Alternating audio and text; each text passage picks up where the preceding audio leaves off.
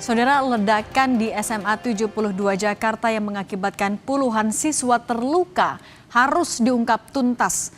Kepolisian harus mengungkap motifnya secara profesional agar hasil investigasi bisa dijadikan bahan evaluasi, sekaligus antisipasi agar peristiwa serupa tidak terjadi lagi. Penyelidikan kasus ledakan di SMA Negeri 72 Kelapa Gading, Jakarta Utara yang terjadi pada Jumat siang masih berlanjut. Kapolri Jenderal Listio Sigit Prabowo mengungkap terduga pelaku merupakan salah satu siswa di sekolah tersebut. Berdasarkan penyelidikan, pelaku ledakan SMA 72 terdiri dari 1 orang. Namun Sigit mengatakan pihaknya masih mendalami dugaan keterlibatan pihak lain. Terduga pelaku saat ini merupakan salah satu siswa ya. Di SMA tersebut ada tulisan, kemudian ada barang bukti serbuk yang diperkirakan bisa menimbulkan potensi terjadinya ledakan. Catatan-catatan lain kita kumpulkan. Polda Metro Jaya menggeledah rumah siswa terduga pelaku insiden ledakan SMA 72 Jakarta. Penggeledahan ini menjadi bagian dari proses penyelidikan polisi. Kabid Humas Polda Metro Jaya, Kombes Budi Hermanto mengatakan pihaknya mengamankan sejumlah barang yang menunjukkan persesuaian dengan temuan barang bukti di TKP ledakan. Dilakukan penggeledahan. Penggeledahan ini dari alat bukti yang ditemukan di TKP merujuk untuk memilah persesuaian antara barang bukti pada saat penggeledahan dengan barang bukti yang ada di TKP. Seorang penjaga kantin SMA 72 Jakarta, Maman, mengaku mengenal sosok terduga pelaku. Seringkali terduga pelaku membeli makanan dari kantin milik Maman.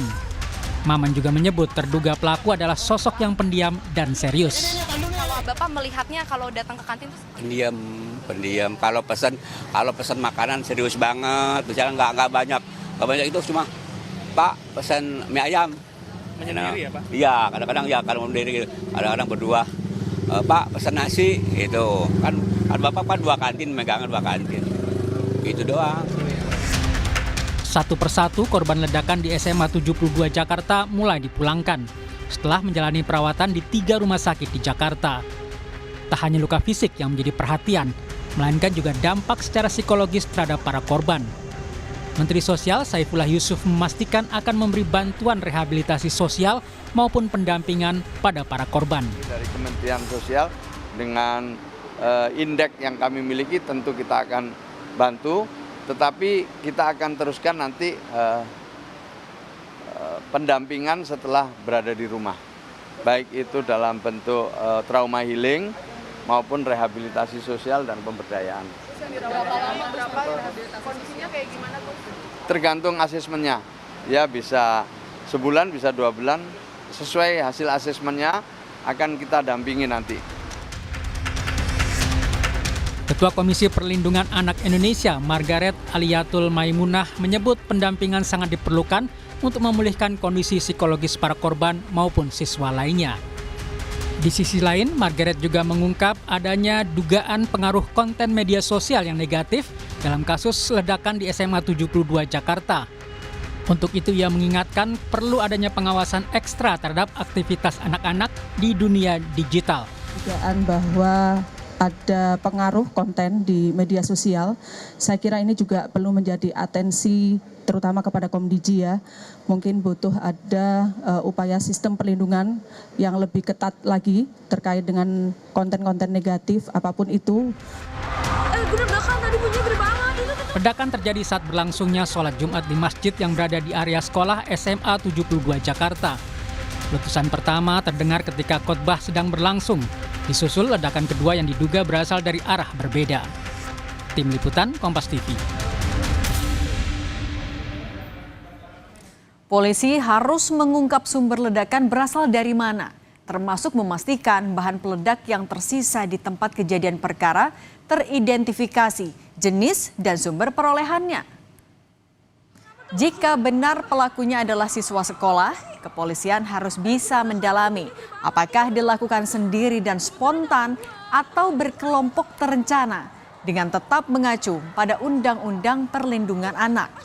Sambil menunggu proses investigasi kepolisian, Kementerian Pendidikan Dasar Menengah harus berinisiatif mengecek ulang protokol keamanan di sekolah. Ledakan di SMA 72 Jakarta harus jadi momentum perbaikan sistem protokol keamanan di sekolah, sekaligus membangun kesadaran bahwa ancaman ledakan bisa terjadi di mana saja.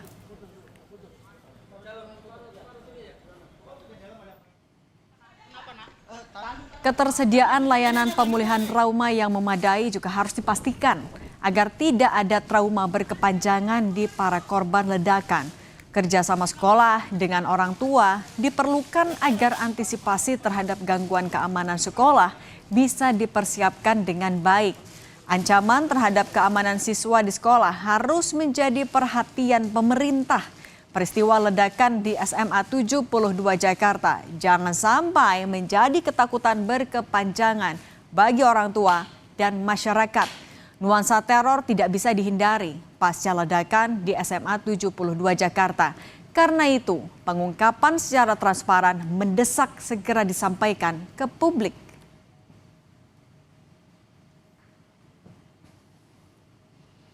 Demikian catatan Kompas TV hari ini. Kita akan jumpa lagi pekan depan.